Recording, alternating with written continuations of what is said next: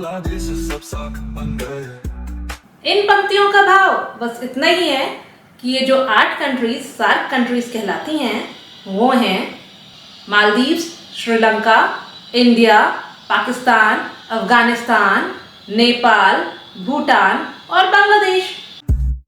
Singapore, Malaysia, Cambodia, Laos, Vietnam, Myanmar, Thailand, Indonesia भी बन गए। फिलीपींस, कोरिया, आसियान बन गए। तिमोर लेस्टे को संकर सोलर बन गए। South east Asia.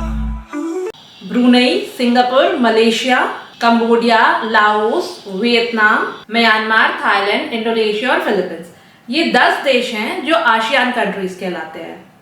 एक्चुअली एक और देश है जो साउथ ईस्ट एशिया में आता है, वो है तिमोर लेस्टे, मगर पता नहीं उसको ये association of south east Asian countries में क्यों नहीं रखा गया। शायद हम गिन नहीं पाते ना, हमारे पास 10 ही तो उंगलियां हैं गिनने के लिए। आसियान 10 में फिट हो गए और 11वां अगर तिमोर लेस्टे को भी ऐड करते तो कैसे होता, शायद इसलिए नहीं रखा गया। एक और रीजन भी हो सकता है कि तिमोर लेस्टे आसियान में क्यों नहीं रखा गया।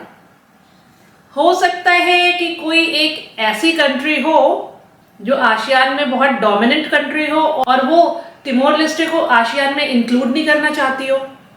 आप खुद फाइंड आउट करिए कि वो कंट्री कौन है जिसकी वजह से बेचारा तिमोर लेस्टे आसियान कंट्रीज में ऐड ही नहीं हो पाया। मंगोलिया और चाइना संग, ताइवानीज भी है इतना है। नॉर्थ कोरिया, साउथ कोरिया, न जाने कब से है लड़ाई।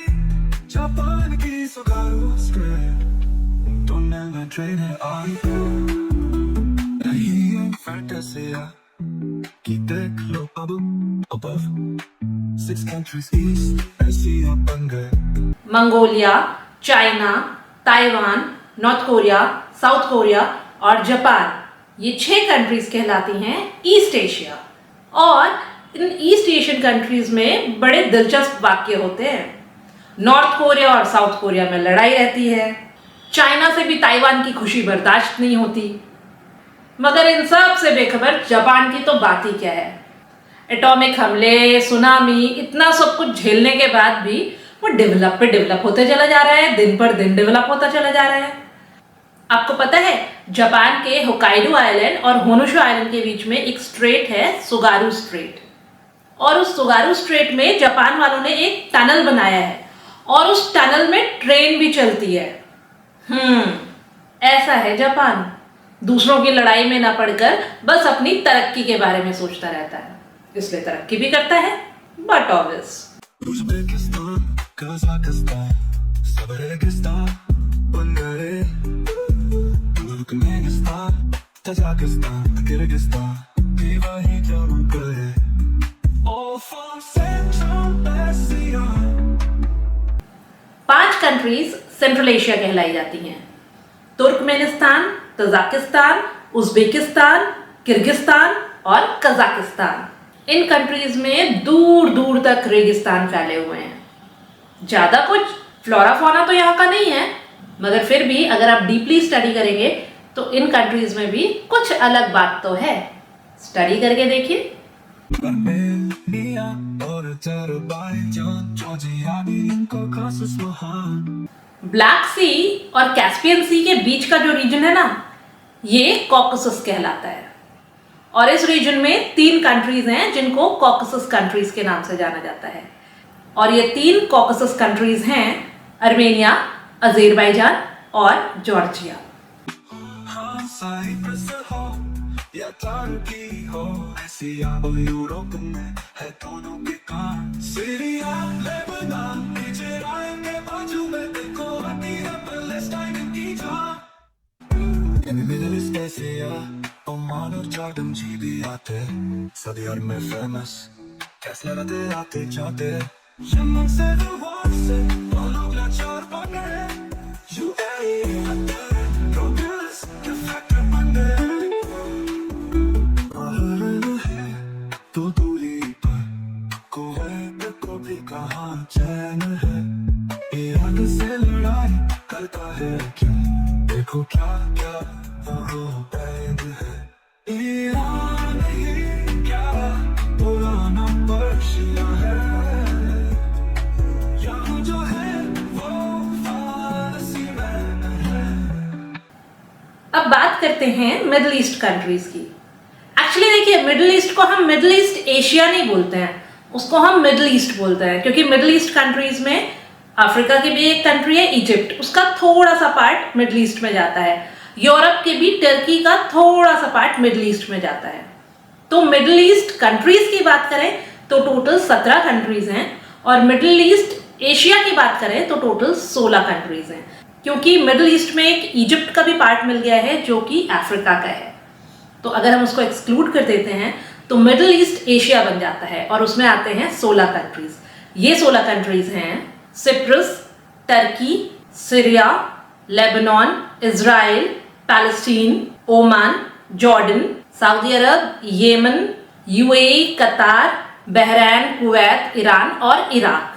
These are the 16 Middle East Asian countries. और अब इन कंट्रीज की क्या क्या खूबी है, इस पर बात करते हैं। साइप्रस हो या टर्की हो, एशिया और यूरोप में है दोनों के काम। अब दो ऐसी कंट्रीज हैं सिप्रस और टर्की, जो कि यूरोप और एशिया दोनों में ही आते हैं। देखिए, टर्की तो थोड़ा सा यूरोप में है और ज्यादा हिस्सा उसका एशिया में है, तो हम उसको एशिया में कंसिडर करते हैं। एक्चुअली 3 ऐसी कंट्रीज हैं जो यूरोप में भी हैं और एशिया में भी हैं, सिप्रस, टर्की और रशिया। रशिया का हालांकि बहुत सारा पोर्शन एशिया में है, थोड़ा सा यूरोप में है, बट हम उसको यूरोप पढ़ते समय इसलिए पढ़ते हैं क्योंकि उसका कैपिटल जो है वो यूरोप में है। इसी तरह टर्की का मेजर पोर्शन एशिया में है और कुछ पोर्शन यूरोप में भी है, इसलिए टर्की एशिया और यूरोप दोनों में अपने पैर जमाता है।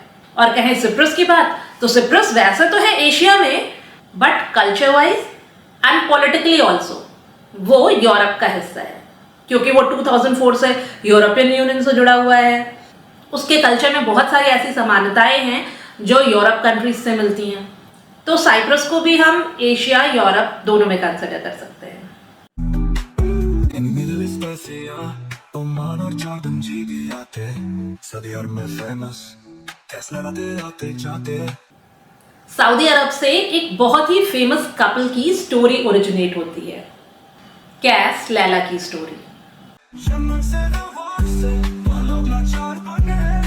यमन सिविल वॉर के कारण से वहां की इकोनॉमी बहुत ही ज्यादा कमजोर हो गई थी, इनफैक्ट आज तक कमजोर बनी हुई है। उस सिविल वॉर में हजारों बच्चे मारे गए, डिस्प्लेस हो गए, कुछ को एज अ फाइटर्स रिक्रूट कर दिया गया, हॉस्पिटल्स, स्कूल सब तबाह हो गए वहां के। यमन सिविल वॉर अगर नहीं होता तो शायद वहां की प्रोग्रेस की बात ही कुछ होती। अपने सिविल वॉर के कारण यमन अरब देशों में सबसे गरीब देश है।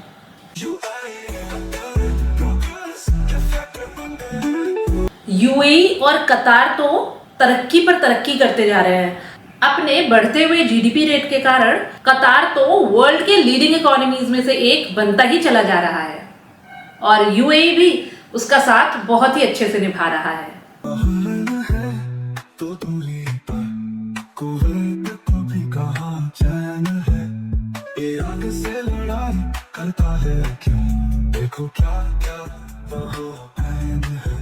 बहरैन से कुछ ही दूरी पर है कुवैत, और कुवैत और ईरान में बहुत ही भयंकर लड़ाई हुई थी। तब ईरान के लीडर थे सद्दाम हुसैन, और उन्होंने कुवैत पर आक्रमण कर दिया था वहां के ऑयल रिजर्व्स के कारण, और इस वजह से कुवैत और ईरान के बीच बहुत सारे ट्रेड रेगुलेशंस लगे थे। शायद मेडिसिन्स और दूसरे जो ह्यूमैनिटेरियन बेसिस पे प्रोवाइड होते हैं, फूड स्टेप्स वगैरह, इन दोनों कंट्रीज के बीच में ट्रेड के लिए बैन लगा हुआ था। ईरान ही क्या पुराना पर्शिया है, यहाँ जो है वो फारसी मैन है। ये जो ईरान है ना, ईरान, इसको हम पहले पर्शिया कहते थे, और हिंदी में ये कहलाया जाता था फारस। गल्फ ऑफ पर्शिया, फारस की खाड़ी, ये एक ही है, और ये ईरान के पास इसलिए स्थित है क्योंकि पहले जमाने में ईरान को इन्हीं नामों से बुलाया जाता था। आई होप एशियन कंट्रीज अब आपको अच्छे से याद हो जाएंगी।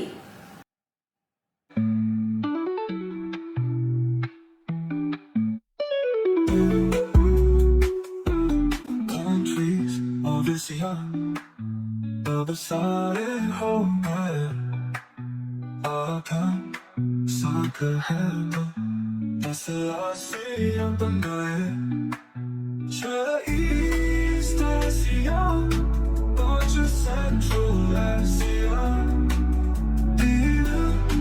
Caucasus though Middle East of Monday Countries of Asia